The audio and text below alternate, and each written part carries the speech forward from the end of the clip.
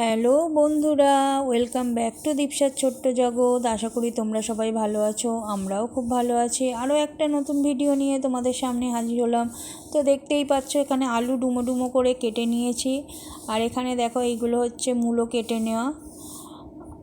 আলুগুলো যেরকম কেটেছি, মূলোগুলো তার থেকে একটু ছোট সাইজের কেটেছি। দেখতেই পাচ্ছ সাদা সাদা মূলো রয়েছে, সব ভালোভাবে আগেই ধুয়ে নিয়েছি। আর এদিকে এটা হচ্ছে কি শাক তো বুঝতেই পারছো, হ্যাঁ এটা হচ্ছে পালং শাক।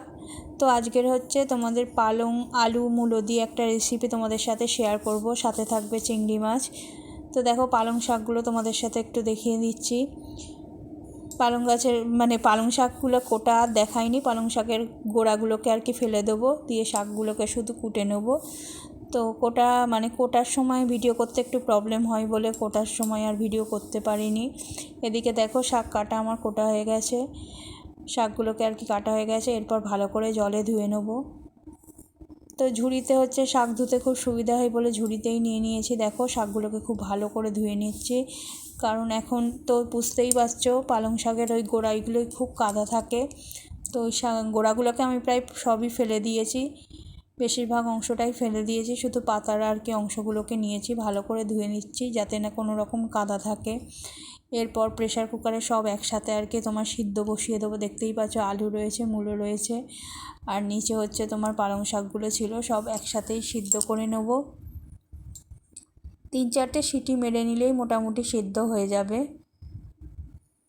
আর এইদিকে দেখো চিংড়ি মাছগুলো ছাড়িয়ে নিয়েছিলাম, সেই চিংড়ি মাছগুলোকেই ভালো করে আর কি ভেজে নিচ্ছি। তো চিংড়ি মাছ ভাজাও আমার মোটামুটি হয়ে যাচ্ছে। তো চিংড়ি মাছের যে তেলটা, তার থেকে খানিকটা তেল তুলে নিয়ে একদম সামান্য তেলে রান্নাটা করব। তো তেলের মধ্যে দেখতেই পাচ্ছ কাঁচা লঙ্কা দিয়ে দিয়েছি, তেলের মধ্যে কাঁচা লঙ্কা দেওয়া রয়েছে। আর এবার দেখো হলুদ দিয়ে দিলাম, জিরের গুঁড়ো দিলাম, যা যা লাগে মোটামুটি, হলুদ, জিরের গুঁড়ো, নুন জানোই সব। এরপর সেদ্ধ করে রাখা তোমার পালং শাক, আলু, মূলো সব একসাথে আর কি দিয়ে দিলাম ওর মধ্যেই। তো খুব কম উপকরণেই হয়ে যাবে, দেখতেই পাবে সামান্য তেলে কম উপকরণে। এরপর পরিমাণ মতো নুন দিয়ে দিচ্ছি, নুনটা যে যার স্বাদ মতো, সেটা তো বলার কিছু নেই। আর একটু যে কোনো শাক মিষ্টি মিষ্টি খেতে আমার ভালোই লাগে,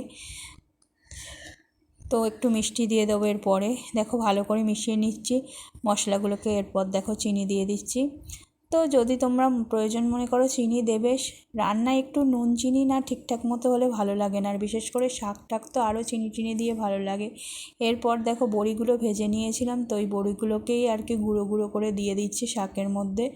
তো বড়িটা অপশনাল, তোমরা যদি চাও দিতে পারো, আর যদি না থাকে নাও দিতে পারো, কোনো সমস্যা নেই। আর এরপর চিংড়ি মাছগুলোকে দিয়ে দিচ্ছি। এরপর ভালো করে একটু নাড়িয়ে নেব।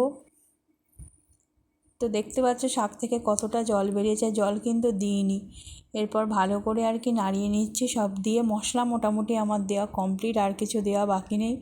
এরপরে এই যে জলটা দেখতে পাচ্ছ, জলটা শুকিয়ে গেলেই মোটামুটি আমার রান্না কমপ্লিট। তো এই যে জলটা আছে, জলটাকে ভালো করে মেরে নেবো। শুকনো শুকনো হবে, একটু শুকনো শুকনো না করলে কোনো শাকই খেতে অত ভালো লাগে না, সে পালং শাকই বলো, পুঁই শাকই বলো, সবই বলো।